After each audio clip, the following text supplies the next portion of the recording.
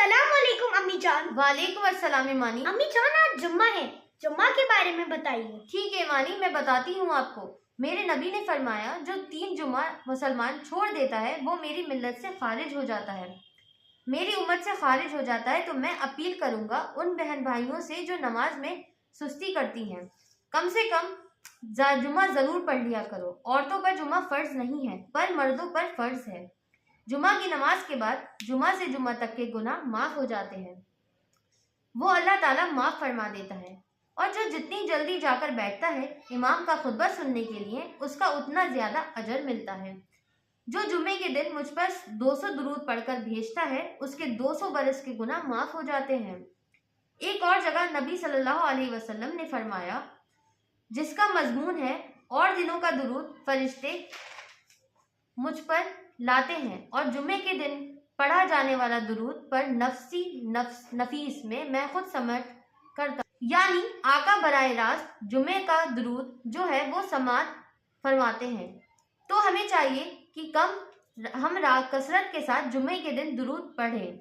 Normally हम जुम्मे का दिन डे ऑफ फ्राइडे ऐसे ही गुजार देते हैं, थोड़ी सी कोशिश करके जुम्मे की नमाज पढ़ लेते हैं, लेकिन ये एहसास नहीं होता कि ये जुम्मा हमारे लिए रब की तरफ से इनाम है। जुम्मा जो है वो सैयदुल अय्याम है, तमाम दिनों का सरदार है। जुम्मे के दिन जहन्नम की आग नहीं सुलगाई जाती। जुम्मे के दिन होता है उसी की रात को दोज़ख के दरवाजे नहीं खुलते। जुम्मे के दिन जो गया उसे बरोज़े क़यामत बुलंद करके उठाया जाएगा। जुम्मे के दिन जो मुसलमान इंतकाल फरमा जाए वो शहीद का रुतबा पाएगा, अज़ाब कब्र से महफूज रहता है। और सुभान अल्लाह, जुम्मे की एक नेकी 70 नेकियों के बराबर है। समझिए आप ईमानी कुछ? जी अम्मी जान, मैं बिल्कुल समझ गई यहाँ तक। और जब जुम्मे के दिन हज आ जाए तो उसका हज अकबर कहते हैं, उसे हज अकबर कहते हैं, क्योंकि हज भी 70 हज के बराबर हो जाता है। हमें अपना जहन बनाना चाहिए कि मैं मंडे को किसी मरीज की इयादत को जाऊंगा, ट्यूसडे को किसी गरीब की मदद करूंगा।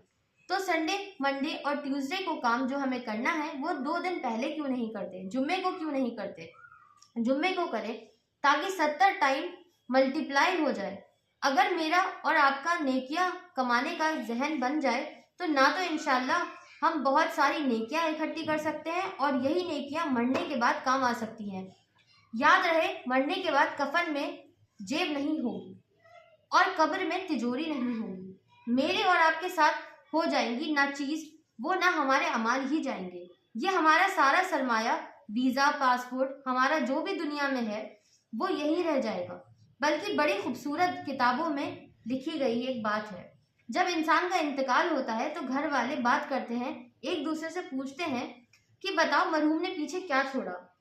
मगर फरिश्ते जब बंदा कब्र में जाता है तो गुफ्तगू करते हैं कि बताओ मरहूम ने आगे क्या भेजा। वो नेकियां हैं जो हमने आगे के लिए जमा की हैं।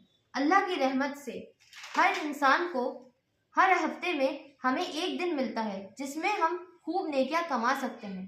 तो हमें भी ये जहन बनाना चाहिए और जुम्मे के दिन की अहमियत को इस बात से अंदाज़ा लगाया कि इस दिन की अहमियत इतनी है कि अल्लाह ताला इस दिन की फजीलत बयान करने के लिए कुरान में पूरी सूरत जुम्मा के नाम से नाजिल की है।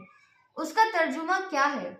ए ईमान वालो, जब नमाज की अजान हो जुम्मा के दिन तो अल्लाह के जिक्र की तरफ दौड़ो, खरीदो फरोख्त छोड़ दो, जो ये तुम्हारे लिए बेहतर है। अगर तुम जानो कि जुम्मे के दिन सबसे अहम काम नमाज जुम्मा है, एक हदीस पाक का मफ़हूम है, जुम्मे के दिन जो सबसे पहला आता है वो उसे ऐसे है जिन्होंने अल्लाह की राह में ऊँट सदका किया हो। उसके बाद आने वाला ऐसा है उसने बड़ा जानवर सदका किया हो। उसके बाद आने वाला ऐसा है, नबी सल्लल्लाहु अलैहि वसल्लम फरमाते हैं, जिसने बकरी सदका की हो। उसके बाद आने वाला जिसने मुर्गी सदका की हो। आगे सवाब कम होता जाएगा, तो चाहिए हमें है कि हम पहले पहुंचे। समझिए आप कुछ ईमानी? जी अम्मी जान, मैं बिल्कुल समझ गई। लाइक, शेयर और सब्सक्राइब कीजिए। अल्लाह हाफिज।